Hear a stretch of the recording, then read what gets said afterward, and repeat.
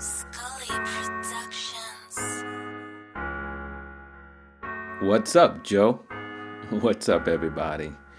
Jeff Fannell, Sports360.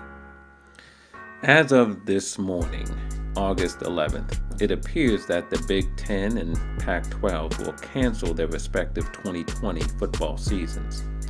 The ACC, SEC, and Big 12 appear to be taking a more cautious approach, with the SEC in particular adopting a day-by-day strategy. Already the Mid-American Conference, better known as the MAC, has canceled its season, but we'll come back to that in a minute. Meanwhile, activism among college football players continues. It started in the Pac-12 when over 400 players, operating under the hashtag #WeAreUnited, issued a list of demands to the conference calling for COVID-19 protections, a commitment by the conference to address issues of racial inequality in and outside of sports, the preservation of all sports, including non-revenue generating sports, by, among other things, slashing the high salaries of conference administrators and coaches, and finally, economic freedoms for the players. A group of Pac-12 players had a call with Conference Commissioner Larry Scott last week, with the discussion centering on health and safety issues. We'll see how that turns out. Meanwhile, a group of Big Ten players also came together and presented their own health and safety demands to their conference. And finally, 2 days ago, a group of the biggest stars in the Power Five joined forces with their #WeAreUnited brethren under their own hashtag of We Want to Play.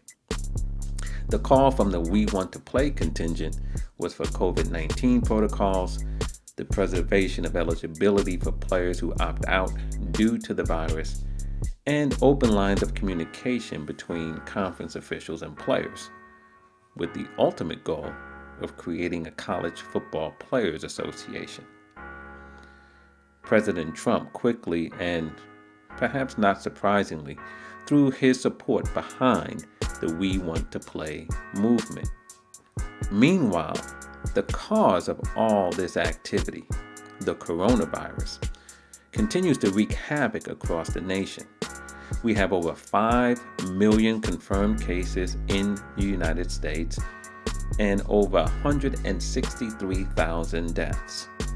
Some health experts recently called on 4 states, Mississippi, South Carolina, Arizona, and Florida, to shut down for a month to get things under control. Meanwhile, as kids begin returning to school in many parts of the country, a recent report revealed that nearly 100,000 children tested positive for the virus in the last 2 weeks of July. In recent years, the sports industry has demonstrated an affinity for data, advanced stats, and analytics in assessing everything from player performance, roster compilation, fan engagement, and other parts of the business. Yet, in an industry that is so enamored with numbers, it's revealing to see the lengths to which sports will go to discount the data surrounding COVID-19. I've gone on record as saying that, like millions of others, I want to see sports return across the board. Not only do I watch sports, I also make my living in the industry. Yet and still, I don't believe that I or anyone else deserves to have sports return in order to have a sense of normalcy. In many ways, the return of sports should be a reward for doing things right as a society as it relates to the coronavirus.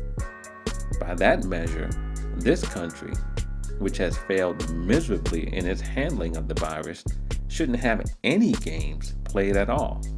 The health risks are just too enormous.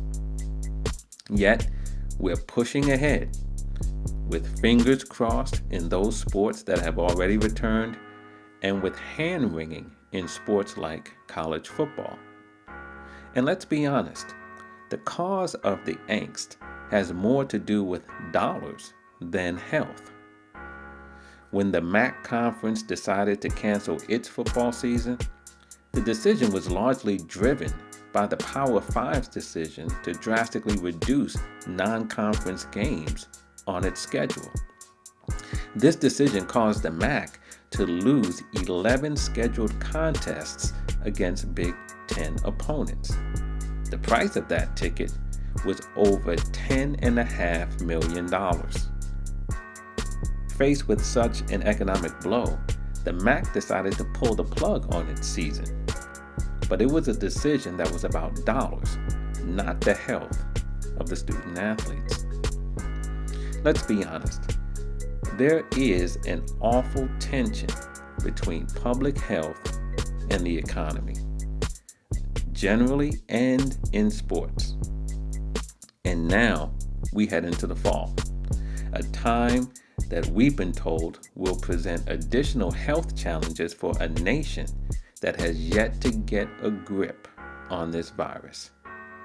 If health were the priority, the college football season would already be canceled. But it's not just about health. It's also about money and the risk some are willing to take with other people's lives. The effects on our future as a nation are far-reaching.